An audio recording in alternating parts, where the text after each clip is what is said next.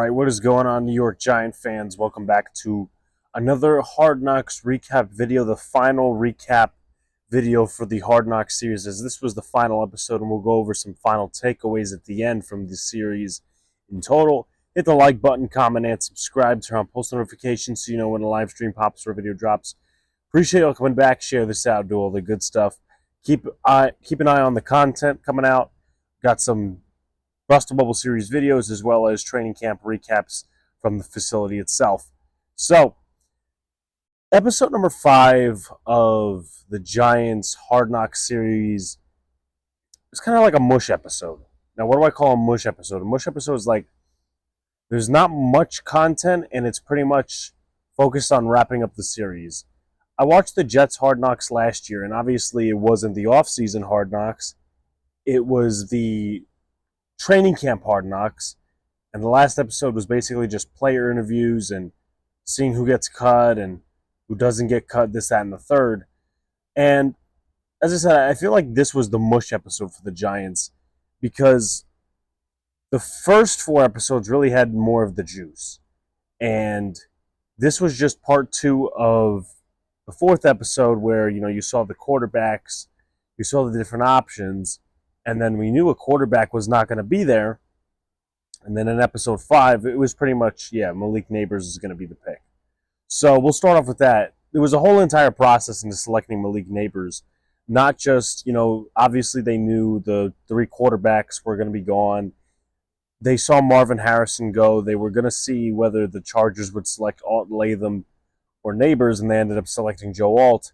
And that's when the Giants phoned in and said, Malik Nabers is going to be our pick, but not without some calls from the New York Jets and the Colts. I believe the Colts wanted Brock Bowers. They did not get him, of course. They went and got Latu from UCLA. So they didn't. Joe Schoen didn't want to. I think they were at 15. Joe Schoen did not want to move back that far, and I don't know if the package was good enough, but back to 15 is a little rough for the Giants. But you gotta get a good package if you're going back to 15. Now, as far as the Jets, we don't know what they offered. We know they wanted to move up. Could have been for Nabers, could have been for Dunze. But as far as Joe Schoen said, we're good with picking. Moving on, what's really interesting to me is this, and I apologize for moving around the camera and stuff like that. I'm usually more, I would say, better in the car with holding the camera. Nonetheless, we continue. In the second round, the Giants were actually heavily considering corner. And on day 1 at the end, I was like, okay, the Giants get a corner in the second round, and, we'll see what's what. And there was just a mutiny of corners and defensive backs that just went off the board within the second round. Cooper DeJean, why am I forgetting a couple others? Kool-Aid McKinstry and Kamari Lassiter. That's who the Giants were interested in, both SEC corners. And I really like Kool-Aid. I didn't watch Lassiter.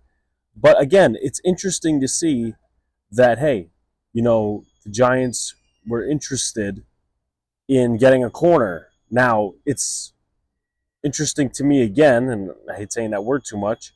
It's interesting to me because, well, the Giants have Cordell Flott as their second corner right now. So, again, I don't get the optics there, but Lassiter went off the board. They didn't want to trade up. Kool-Aid was off the board as well. He went to the Saints. So as far as that goes, Joe Schoen didn't want to trade up. He didn't want to waste future assets. And the Giants got Tyler Nubin, and that was always the backup plan, but he was option B. Lassiter, 1A, and 1B was Kool-Aid, whatever order you want to flip it in, and Nubin was pretty much option B. So Jerome Henderson, it's good to see that he was in the room with the Nubin pick, with the Andrew Phillips pick, obviously looking at his guys. And to be honest, we didn't see, maybe Mike Groh is in there with the Nabers pick, but you didn't get to see many coaches like, and I'm not talking defensive coordinators or offensive coordinators, but you didn't get to see, this guy, let's just say the running back coach, Joel Thomas. Was he in the room? Did they feature him? No. The only guy they featured was Jerome Henderson, really, in terms of the singular position coaches. So find that interesting, but Jerome Henderson is also a pretty damn good coach. So also as well, they did look at Theo Johnson's character as well as the traits.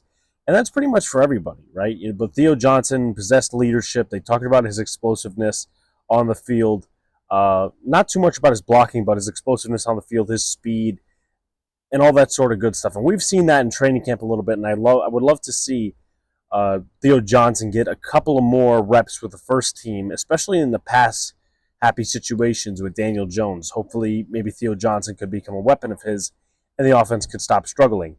Now, that's pretty much it for the episode itself.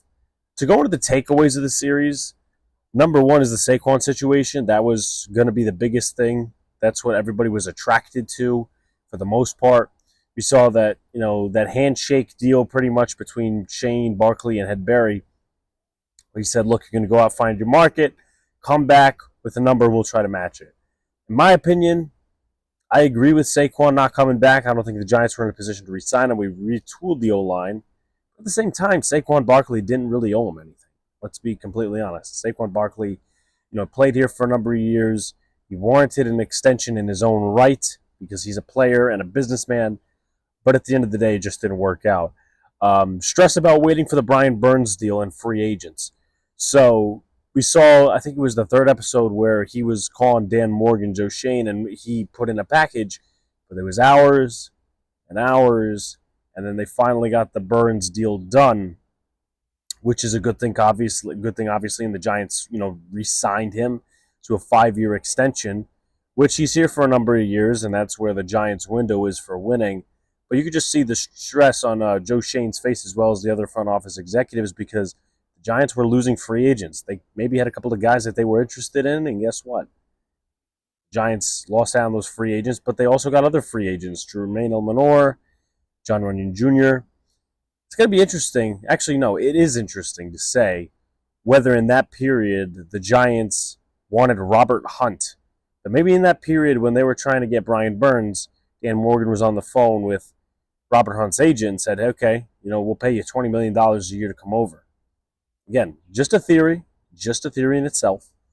And then, of course, at the end, really episode 4 is the quarterback situation. Now, I don't know that this will affect anything on the field. Probably not. Daniel Jones does a very good job of keeping all the outside noise away from him.